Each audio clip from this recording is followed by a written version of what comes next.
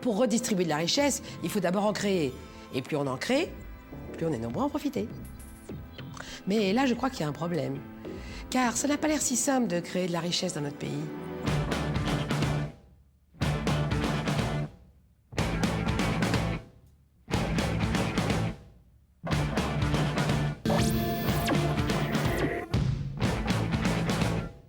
Je m'appelle Fabien, j'ai 27 ans, je suis entrepreneur.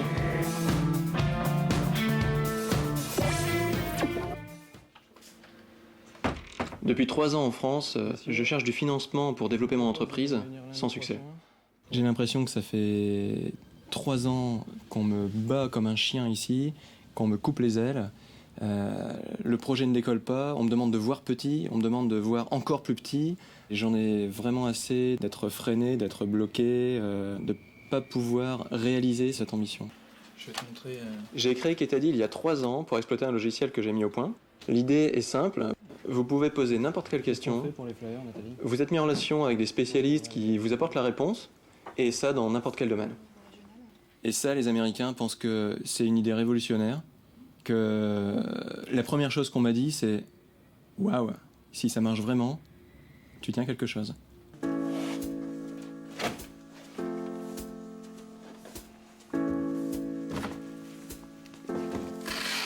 Ici, il y a un sentiment de peur. À chaque niveau, chacun essaie de se couvrir. Il faut que le projet soit soutenu d'abord par telle et telle personne, sinon moi je suis pas, hein, je préfère pas prendre de risques. Donc c'est ceinture, bretelles, parapluie. J'ai l'impression d'être rejeté en quelque sorte. J'ai pas trouvé le rêve français, j'espère trouver le rêve américain.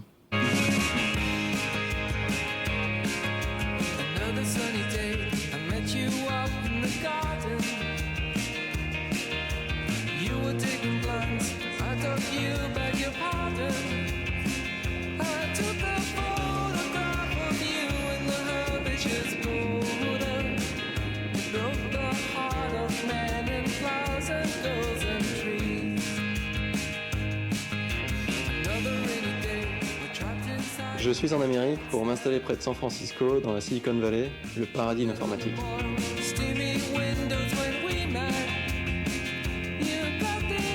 Welcome to Silicon Valley.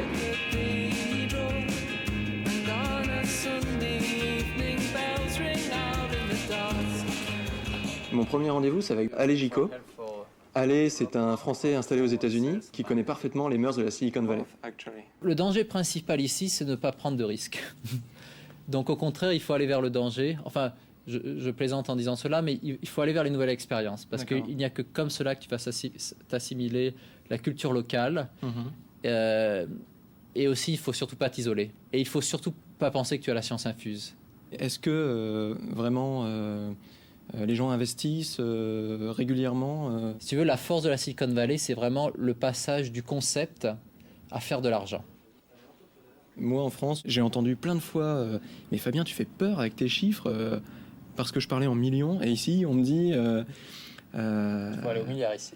Ouais, écoute, parle pas en millions, parle en milliards, sinon il n'y a personne qui va être intéressé.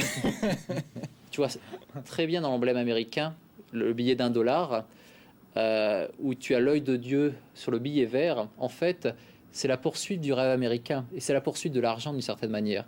Mais en France, on associe l'argent à quelque chose de négatif, de péjoratif, que pour gagner de l'argent, c'est parce qu'on a fait quelque chose de malhonnête et on a truandé quelqu'un. Ici, au contraire, l'argent est quelque chose de divin.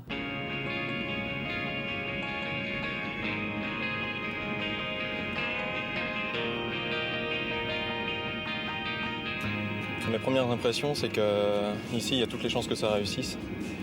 Déjà dans l'avion, la personne assise à côté de moi voulait m'aider à lever les fonds, donc on n'est pas encore arrivé dans la Silicon Valley que ça y est, ça démarre.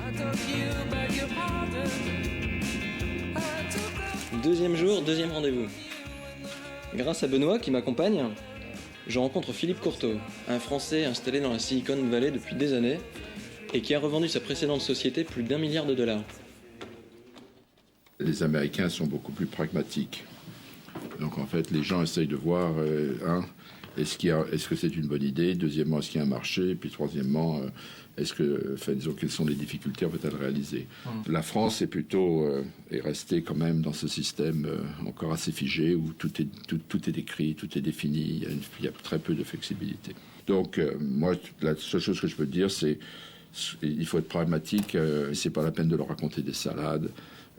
C'est plutôt d'être très honnête avec toi-même, très honnête avec où est-ce que tu en es, voilà où est ma technologie, voilà ce qu'elle sait et ne sait pas faire. Et puis tout ça, ça va en fait définir la valorisation de ta société. Les Américains n'ont pas peur de payer. Autrement dit, si tu as une bonne idée, comme c'est la concurrence, ne t'inquiète pas, si l'idée est très bonne, tu te trouveras donc à ce moment-là avec de très belles offres. Allô, c'est Fabien, ça va? Alors, il est quelle heure à Lille? Ouais, moi j'ai rencontré plein de gens. Évidemment, c'est pas facile de laisser les amis, la famille, de plus les voir aussi souvent. Cette chaleur humaine, c'est évident, ça va me manquer, ça va faire un gros vide.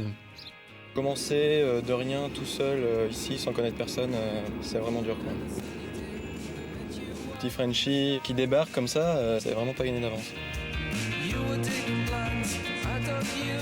3e jour, 3e rendez-vous. En France, ça prendra des mois. Donc là, je vais voir un investisseur. J'ai très peu de temps pour le convaincre. Je vais lui faire une démo du projet. Je veux qu'il ait le coup de foudre. L'homme à convaincre, c'est Eric Di Benedetto, encore un Français. Bonjour. Ça va? Enchanté, Eric. Très heureux. On va peut-être se tutoyer? Ouais, ok. Le réseau français de la Silicon Valley est vraiment très actif. C'est grâce à lui que j'ai pu mettre sur pied tous mes rendez-vous. Thank you. Eric Di Benedetto, c'est quelqu'un de très influent. Il fait partie d'un groupe d'investisseurs prêts à mettre de l'argent dans des startups à fort potentiel. Des pubs, des bannières, des machins dans tous les sens, alors que ça marche pas encore super. J'ai rien mangé de tout le repas.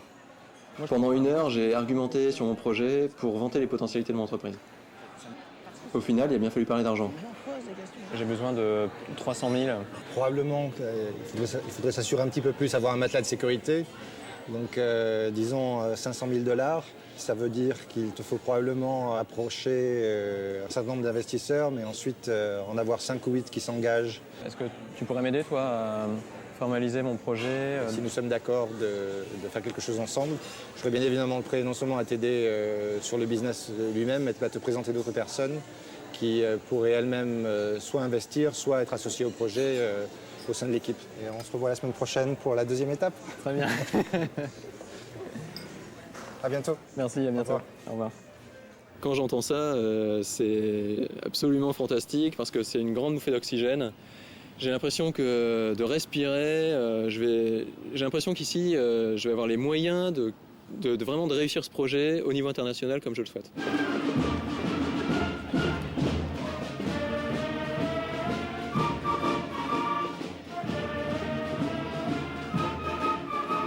Aujourd'hui, c'est la parade des enfants dans les rues de Palo Alto.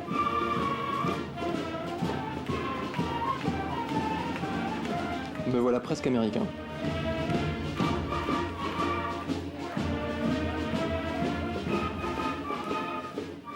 Maintenant, il ne me reste plus qu'80 logements. J'ai rendez-vous avec une agent immobilière, toujours française. C'est une petite maison. Il y a une salle de bain, ce qui est assez rare. En général, il y a souvent 2 salles de bain aux États-Unis. Voilà. Elle est vendue combien? Elle est vendue 860 000 $. D'accord.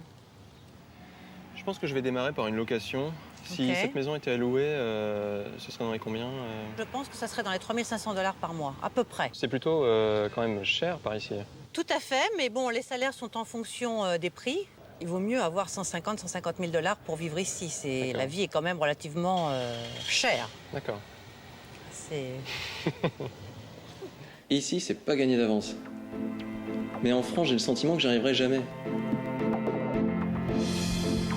Si on laisse partir Fabien avec sa bonne idée, son savoir-faire et ses futurs bénéfices à l'étranger, les conséquences ne vont pas tarder à être dramatiques pour notre pays. Et des cas comme Fabien, il y en a des milliers.